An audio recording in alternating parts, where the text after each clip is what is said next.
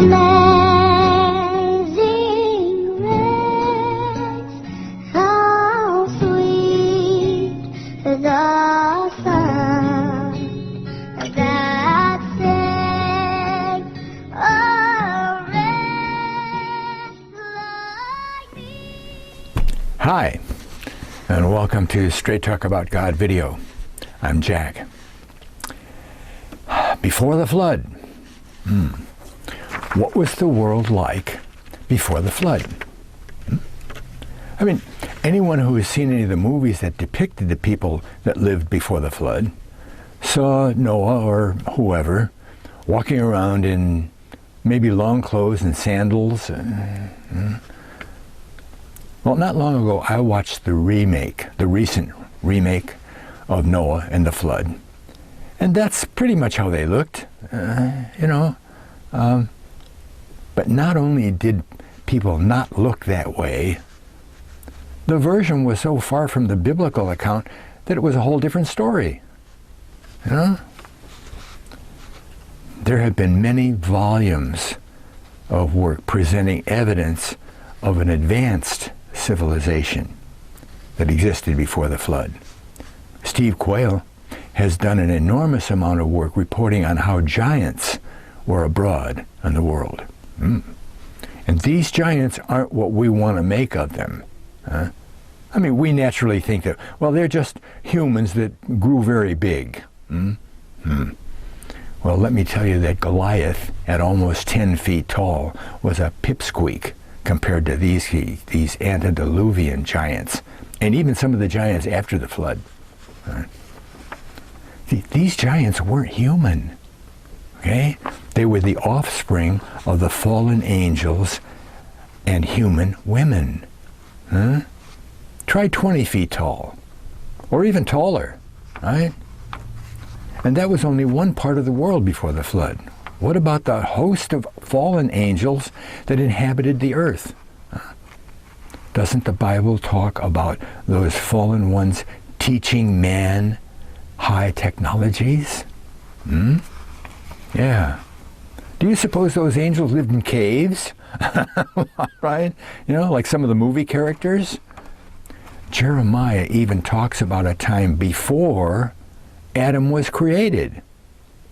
The earth before Adam was created. In chapter 4, verse 23, he says that the earth, quote, became. He lists a whole bunch of cataclysmic things that happened. The earth became a waste and a desolation, which is exactly the same words in Genesis 1:2, where death says became, it didn't become, it says it was without form and void. But the language is exactly the same. It became that way. Everything got wiped out by this cataclysmic event that happened. But he also talks about there being cities on the earth. Cities. No humans, but cities. Who inhabited those cities? Angels, right? Now, my idea is not to describe what the angels and the people and the giants looked like. I only want to dispel the faulty thinking regarding what civilization was at that time. What it had to be at that time, Think Atlantis. Now, I'm going to do that by going to the logic behind the Great Pyramid. What was civilization like by the Great Pyramid? I've done other videos on the pyramid, but I didn't take it to what the people or the civilization was like, right? But first off, let me say that I believe that Enoch, after, quote, God took him, he didn't die, God took him, he was put in charge of building the Great Pyramid. Oh, it's possible that there were some human beings involved in the work, but the main workforce was angelic, and not the fallen ones. God's not going to allow such a wondrous testimony to God's reality and guidance on the world stage to be done by fallen angels, right? On the outside of the Great Pyramid, we're going to find many proofs of what civilization had to be like. It was highly developed, all right? First off, we have to know what the Great Pyramid was like when it was finished, right? And Herodotus tells us that. 400 BC, historian Herodotus, it was faced with large polished white limestone stones. And those stones that made it visible, according to Herodotus, it made it visible all the way over in the Holy Land if you were up on a mountain, right? The sides of the pyramid reflected the sun at the precise angle that described the solstices and the equinoxes. See? Now, it's possible that people before the flood knew about those dates, or close to them, when the seasons change and whatever, but they couldn't have built the Great Pyramid so that it would show those dates. That's the point, right? They couldn't have done it, right? The Great Pyramid is aligned to almost exactly true north. True north. Well, so what? Well, the French, just a century or so ago, okay, not that long ago, the French decided that they were going to build an astronomical observatory, okay? I think it's in Paris. And they wanted to look at the heavens, so they wanted to align it to exactly true north. So they'd have a base for their calculations, and they did a good job. They did a good job, right?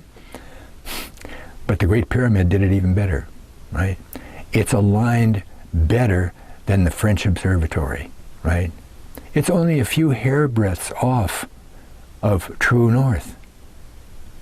How do you find true north? It's not magnetic north. You don't do it with a compass. You have to have really good optical instruments in order to do that. Right? And the only reason that the Great Pyramid is off at all, although you can hardly tell, is because they say, well, maybe the Earth's crust subsidence a little bit. Okay. Well, let me stick in here a sidebar about the fact that the Earth has changed angles more than once. Okay? There's a grand sundial over in Africa that's dated after the time of Christ. That's way after the flood, way after the flood. It doesn't tell time. Well, who's going to build a sundial that doesn't tell time, right? See, but when they studied the sundial, they found that if it was positioned farther north than it was, it would tell time. What does that mean? That means that the Earth moved.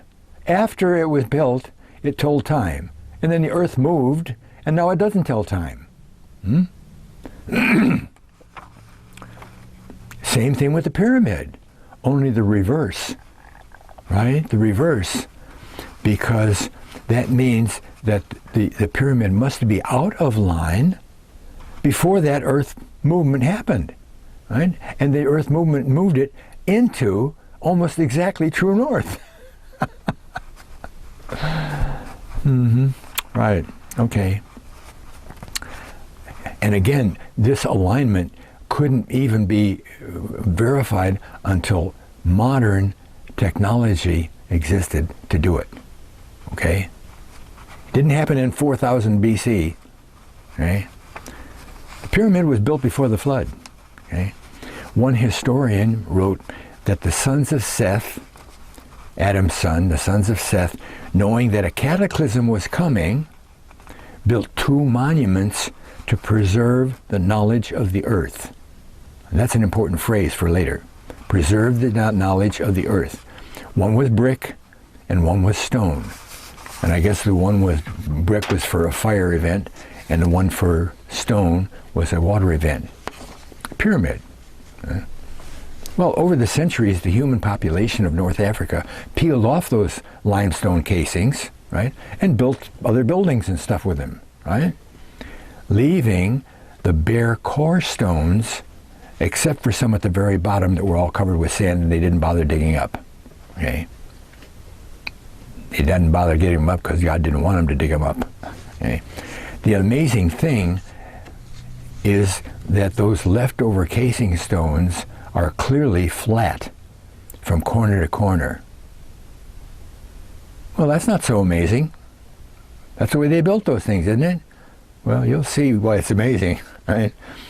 See, that means that all the stones were flat on all the sides, all the way up to the top.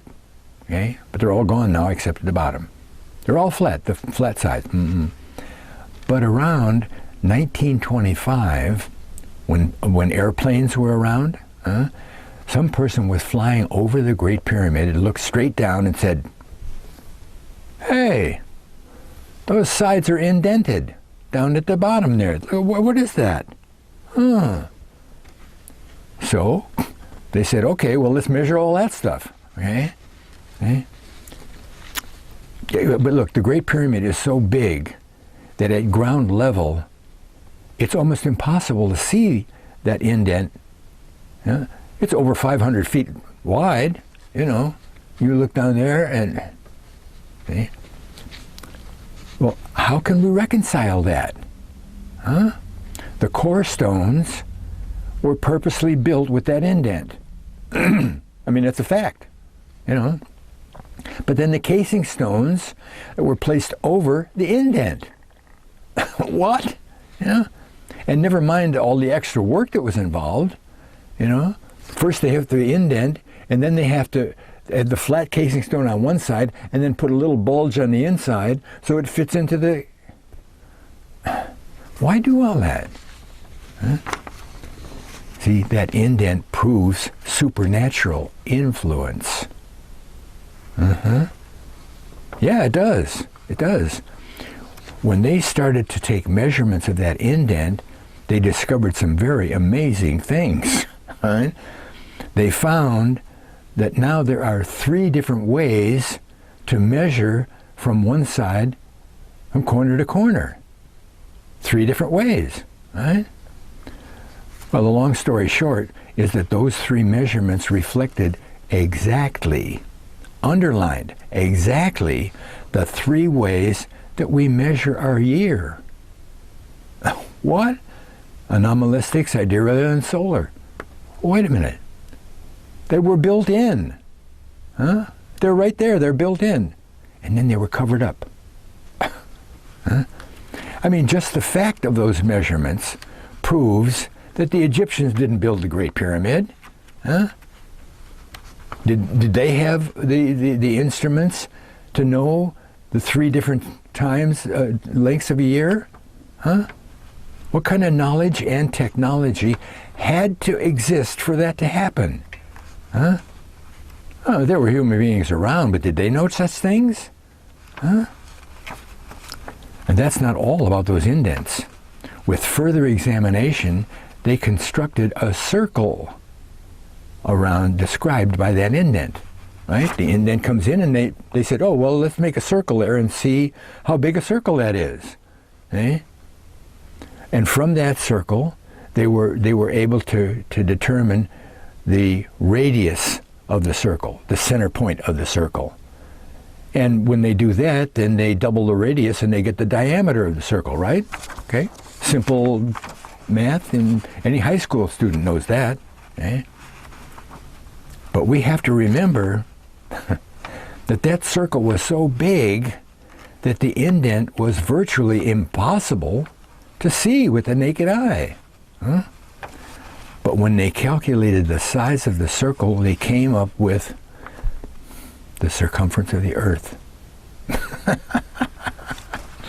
That indent tells how big the Earth is and how long it takes to go around the sun 3 different ways.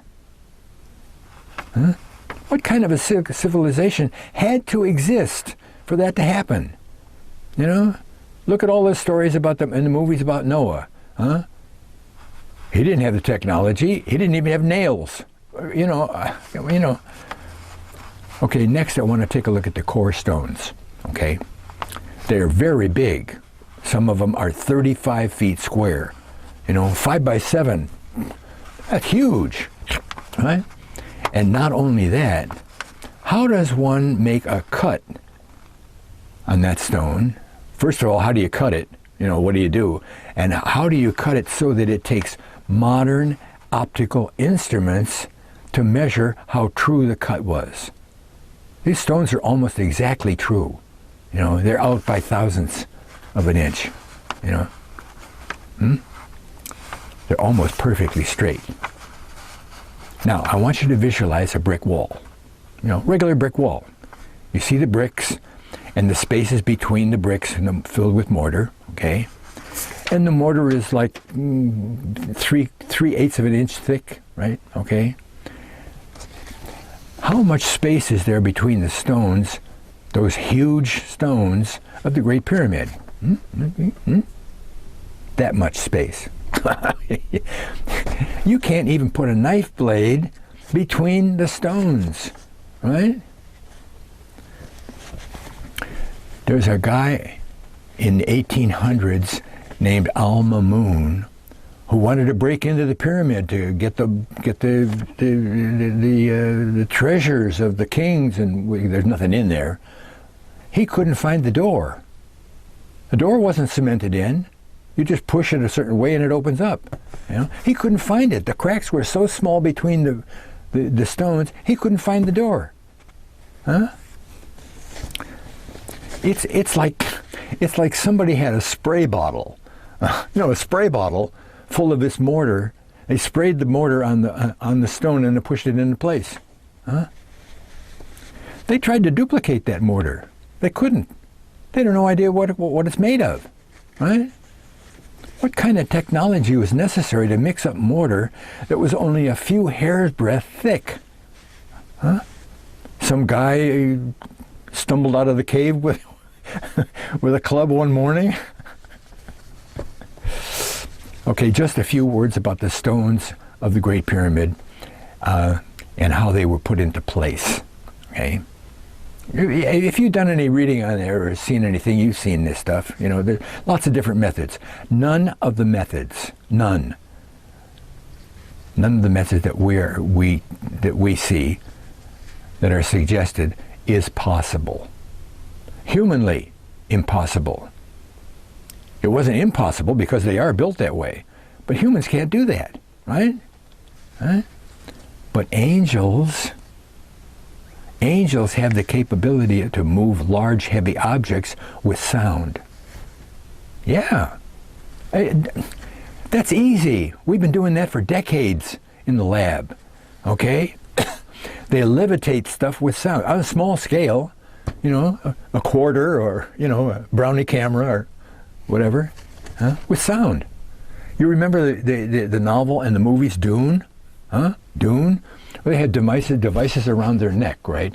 And they'd shout a certain word or whatever, and boom, rocks would explode, right? They do a lot of damage with just a word, right? And there's one biblical researcher that I read a while back that said that that's probably what happened, or could have happened, with the walls of Jericho. The Bible says that when you hear the ram's horn, turn, face the city, and shout. They were all around the city, and shout, and the walls will come down. And they did. And it seems like the walls came down in a way that didn't indicate there was from an earthquake. Okay? But that's just a side story. Okay? Again, we have to ask what kind of civilization must exist for this kind of thing to occur. Okay? Let's go back to those indents. I love this stuff.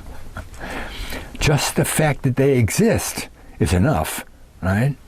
But let's examine what it takes to know the information they contain. All right? You have to have the information first and then build it into the pyramid, I mean, one would have to be able to tell that the earth was spherical. right? And not just some flat disk that was 600 miles thick, whatever. It was a sphere, right? And how far around it was, the circumference of the Earth, right? Well, they knew the circumference of the Earth because they built it in, didn't they? Right? See? The investigator would have to know where the equator was. Not just like the Tropic of Cancer, right? Because if they took it there, then the circle that was described by the indents, the circle would have to be bigger or smaller. And the indent would have to be more pronounced, wouldn't it? Smaller circle, right? So it would have to be taken at the equator, and the pyramid is not at the equator. It doesn't sit on the equator. If it did, then you might argue, well, it was on the equator. No. Secondly, someone would have to be able to get far enough away from the Earth to actually see that it was a sphere, right? So the technology was extant to fly far enough away from Earth to see a sphere. Did Noah have that technology? Additionally, the investigator would have to have a way to measure the circumference. Right. And lastly, of course, there had to be a way to calculate the three different types of the three different lengths of year, right? And when did we have the technology to do that? You know, Ben Franklin didn't have it. You know, Galileo didn't have it. And remember that these three measurements are very close to each other, minutes apart, okay? Minutes, right? Thousandths of a day, okay? Because that's what it is. See, they all start with 365.242 is the solar year, right? That 0.242 is 24.2 thousandths of a day.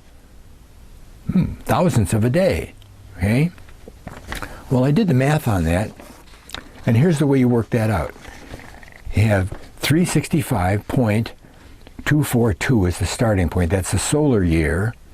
But then there's the anomalistic and the sidereal year, okay?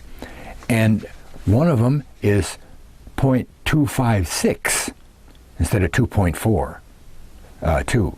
Okay. The other one is 2.259. So 256 is 14 thousandths of a day longer than the solar year, and 259 is 17 thousandths of a day. Now, how do we find that out?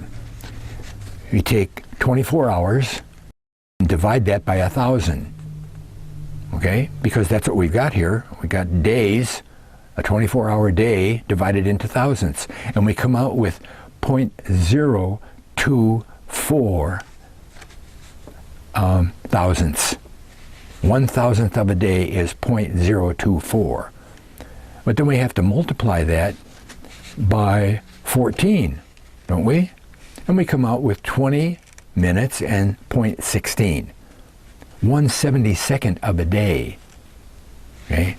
And then for the 259, we do the same initial calculation, and we come out with 17 times those, and it comes out to be 24 minutes and 48 parts of a minute. 1/59th of a day. Okay?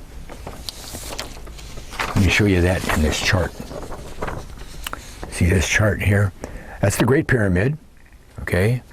And we've got the straight side here of the casing stones that we know about, and that's 365. This is using a measurement that we're going to get to, okay? 365 2.242.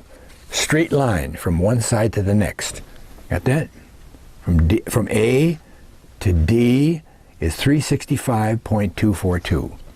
But then you see this angle line comes in here. It goes into the indent, across the indent, and back out. Okay? Well, that's a little bit longer. That turns out to be the 365.256. Okay? But now if you take this line and draw it in to an imaginary point inside the indent, okay, and then back out to the corner, you get a third way to measure, okay, and that's the one that measures 365.259. Isn't that something? Huh?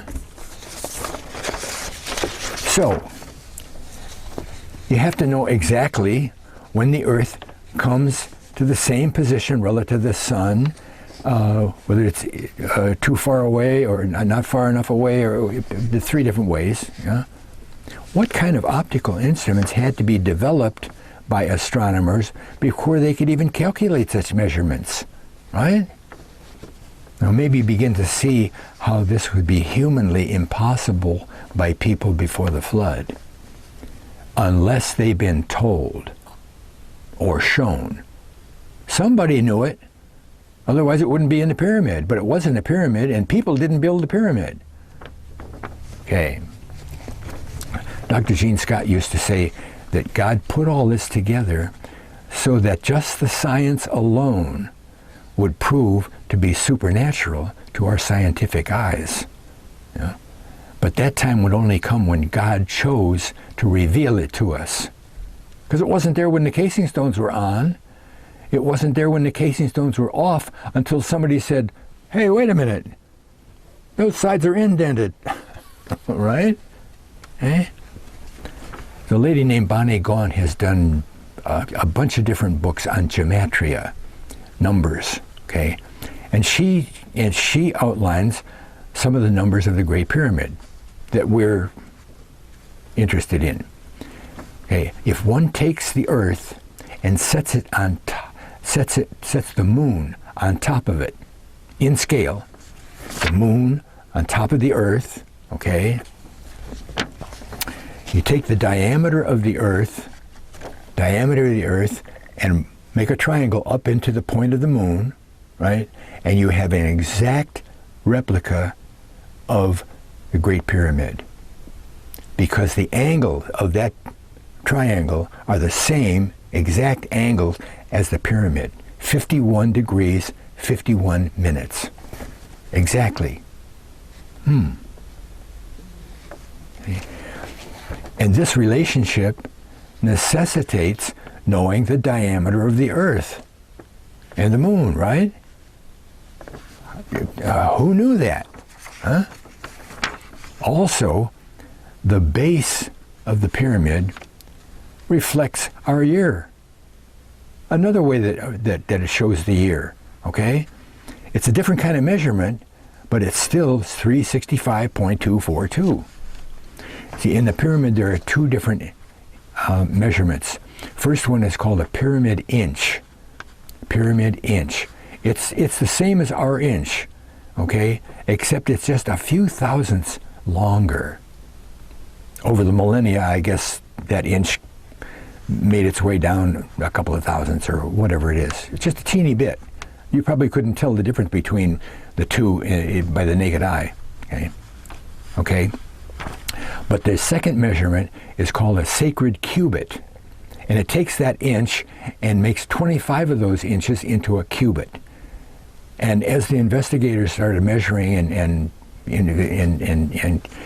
looking at the pyramid, they found that those two measurements were the measurements that mainly were used in the construction of the pyramid. Okay? That sacred cubit, again, is 25 of those pyramid inches.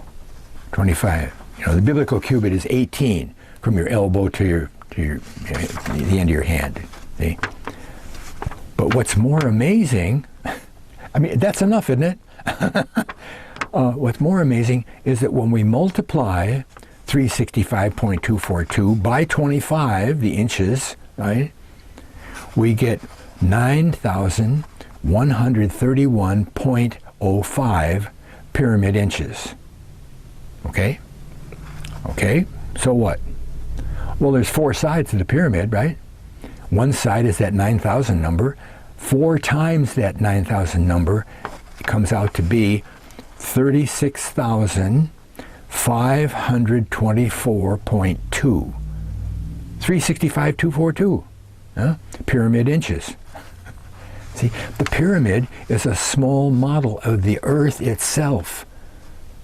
Remember saving the knowledge of the earth? There it is. And that's only a few of the earth commensurate features on the outside of the Great Pyramid. What was the world like before the flood? It sure wasn't like what we had pictured it be, right? But in closing, I'll only mention the prophetic timeline that's described by the inward passages of the pyramid. There's a timeline of prophecy. Okay? Pyramids built 4000 BC, and yet it tells about stuff that we know about, some of us know about, because we lived through it, right? One place in the pyramid has the revolutions of the 1700s. Our revolution and the French Revolution are in that time period, in the 1700s. It also talks about, it shows the date of the printing press, 1500 something AD, 40, 50, printing press. The date of the Exodus out of Egypt in 1453 BC, the birth and resurrection of Christ, and the First World War and the Great Depression. I mean, you don't want to try and figure out what it took to position all of those great giant blocks of stone so that those dates would show up, right? Your head would explode, right? See, this knowledge takes more than just form of technology. Someone back before the flood had the knowledge of the future and built it into the passageways of the Great Pyramid, right? Remember Enoch? God's scribe, called. The Egyptians used to call the Great Pyramid, the pillar of Enoch. Pillar of Enoch, right. How long does the Bible say that Enoch lived on the earth? He didn't die, but how long did it say he lived? 365 years, right? Right? That's God, right? Thanks a lot for watching. God bless.